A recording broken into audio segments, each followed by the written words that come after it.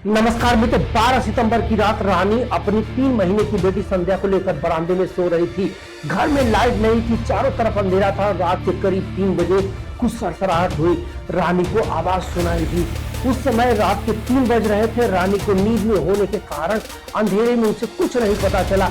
रानी अपनी बच्ची को दूध पिला रही थी, लेकिन तभी एक जोरदार झपट्टा भेड़िया ने मारा और बच्ची को उठाकर तेजी से भागा। रानी इससे पहले कुछ समझ पाती, चिल्लाती आसपास के लोग जगाते, तब तक भेड़िया बच्ची को लेकर भाग चुका था और उसके बाद बच्ची की लाश भी नहीं मिलती है। आखिर भेड़िया इंसानों के बच्चों पर अपना शिकार क्यों बना रहे हैं? बहराइच जिले की महसी तहसील क्यों खौफ में है? आखिर हमने इन भेड़ियों का क्या बिगाड़ा हुआ है जो इस तरह से हमारे ऊपर हमले कर रहे हैं? और सबसे गजब की बात यह है कि भेड़ियों ने हमला करने का तरीका मात्र 1 साल में गजब तरीके से चेंज किया है। इस कहानी का क्लाइमेक्स इन सारे प्रश्नों का उत्तर देगी।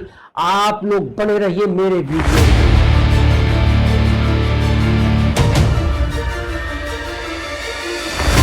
ढलते एक गांव की गलियां सुनसान हो जाती हैं और घरों के दरवाजे बंद, बच्चों अंदर छिप जाते हैं और बड़े लाठियां थामे मचानों पर पहरा देते हैं। यह दृश्य बहराइच जिले के कैसरगंज और महसी तहसीलों के दर्जन गांव का है, जहां भेड़ियों का खौफ फिर से लौट आया है। इसके पहले महसी तहसील के मक्कापुरवा, लकवा, कुलेला, हैंसिंग, सुरैया, चूड़ामणि गांव में भेड़ियों ने 9 बच्चे को मार डाला और 50 से अधिक गांव में दहशत फैल गई। भेड़ियों के 60 से ज्यादा हमले दर्ज किए गए।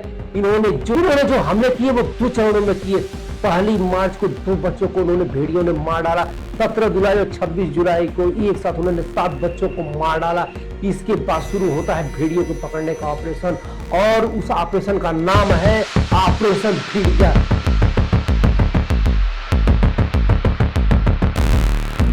इस अभियान में जो सबसे बड़ा चैलेंज वो था वह यह था कि इन भेड़ियों को कैसे पकड़ा जाए, जो महसी तहसील के 50 गांव में आतंक बचा कर रखा हुआ है। और सबसे बड़ी बात कि इस घटना पर मुख्यमंत्री योगी आदित्यनाथ अपनी व्यक्तिगत नजर गड़ाए हुए थे और यह अधिकारियों के लिए बहुत बड़ा चैलेंज था। यह सब ऑपरेशन की तैयारी की जाती है। इस ऑपरेशन में 32 टीमें तैनात की जाती हैं और 200 से अधिक लोगों को लगाया जाता है। इसके बाद drone camera, thermal drone, mapping technique, camera trap और जाल का उपयोग किया जाता है और भेड़ियों को आबादी से दूर भगाने के लिए हाथियों गोबर और मूत्र को चलाकर भगाया जाता है। यह बहुत ही चैलेंजिंग काम था। अगस्त और सितंबर के 2024 में वन विभाग को इस बीच में एक बड़ी सफलता मिलती है और 5 भेड़ियों को पकड़ लेते हैं। जो पहला भेड़िया पकड़ा जाता है वह 2 अगस्त को पकड़ा जाता है, लेकिन इसके ऊपर इतना ज्यादा प्रेशर होता है, इतना ज्यादा बड़ी मेंटल प्रेशर होता है कि वो हार्ट अटैक से मर जाता है। बाकी 4 को 8 अगस्त, 18 अगस्त, 29 अगस्त, 10 सितंबर को पकड़ लिया जाता है। और जो ये भेड़िए होते हैं उनको पकड़ा जाता है, उनको लखनऊ और गोरखपुर चिड़ियाघर में भेज दिया जाता है। और जो छठा वो अंतिम भेड़िया होता है उसे 5 अक्टूबर 2024 को ग्रामीणों ने एक बकरी ले जाते समय देख लेते हैं और उस समय उसको लाठी डंडों से मारकर उसको ठंडा कर देते हैं और इसी के साथ 3 महीने पुराने ऑपरेशन भेड़िया को समाप्त कर दिया जाता है।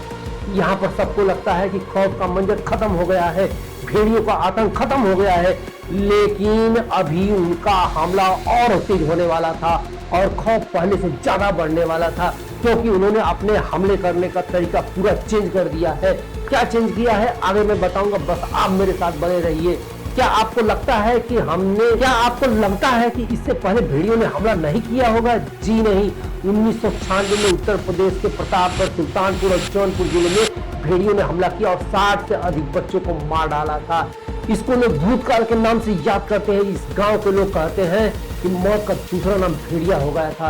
अब आते हैं हम करंट सिचुएशन पे, क्योंकि 2024 में भेड़ियों को पकड़ने के लिए जो ऑपरेशन भेड़िया की शुरुआत की गई थी वो सफलतापूर्वक समाप्त हो गया। सोचा गया बस एक सोच थी, क्योंकि इसके बाद 10 सितंबर 2025 की रात पहला हमला कैसरगंज तहसील के परागपुरवा गांव के 7 साल की ज्योति को उठा ले जाता है, उसे बुरी तरीके से घायल कर देता है, बाद में उसकी मौत हो जाती है।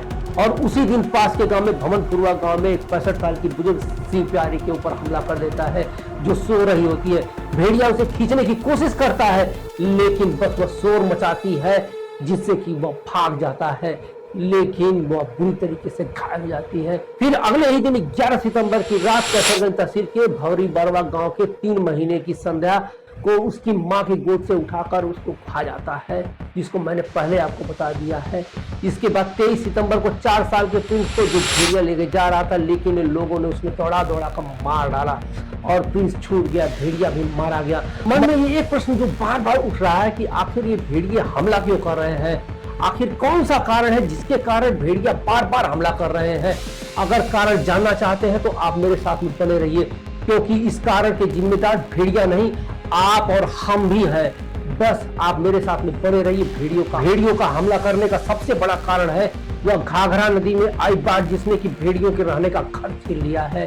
अब भेड़िए जाए तो जाए कहां, सभी गांव की तरफ बढ़ रहे हैं और उसके बाद छोटे जानवर होते हैं जैसे कि खरगोश और हिरण का वो शिकार करते हैं, वो भी कहीं और चले गए हैं, जिससे कि उनका शिकार मिल नहीं पा रहा है और सबसे आसान लक्ष्य उनको इंसान दिखाई देते हैं, इसलिए वो गांव की तरफ बढ़ रहे हैं।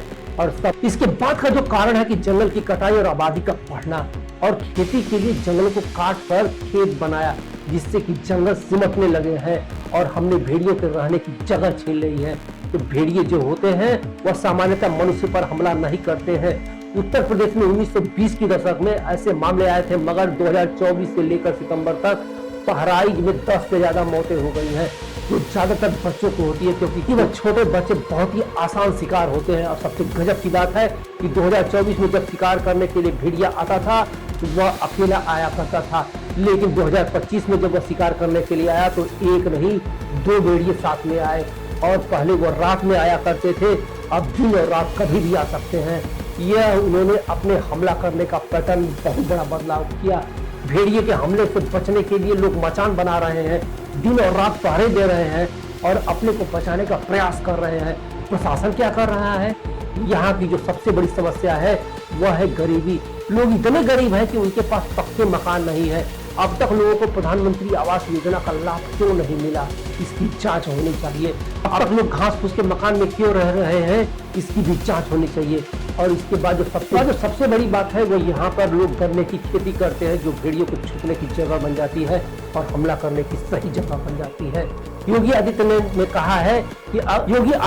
कहा है कि अगर भेड़िए पकड़े जाते हैं तो ठीक मरना, उसे गोली मार दी जाए, ऐसा आदेश दिया गया। मगर मेरे विचार यह है कि भेड़ियों को बचाने का प्रयास किया जाए, न कि मारने का। उन्होंने हमारा घर और खाना नहीं छीना है, हमने छीना है, तो सजा भी हमें ही भुगतनी पड़ेगी। बहराइच के ये गांव अब मौत के साए में जी रहे हैं, बच्चे स्कूल नहीं जा रहे हैं, किसान खेतों में जाने से डरते हैं और रातें लंबी होने लगी है। क्या ये हमले रुकेंगे या भेड़ियों का आतंक और फैलेगा? फिलहाल गांव वाले बस इंतजार कर रहे हैं मदद का और अगले हमले का। तो मित्र, मेरा विश्लेषण आपको कैसा लगा कृपया कमेंट बॉक्स में लिख के बताइएगा। अगर मेरा विश्लेषण आपको पसंद आता है तो कृपया मेरे चैनल को लाइक सब्सक्राइब कीजिए और मित्रों में शेयर करना तो भूलिए नहीं। आपका यह वीडियो देखने के लिए बहुत बहुत धन्यवाद।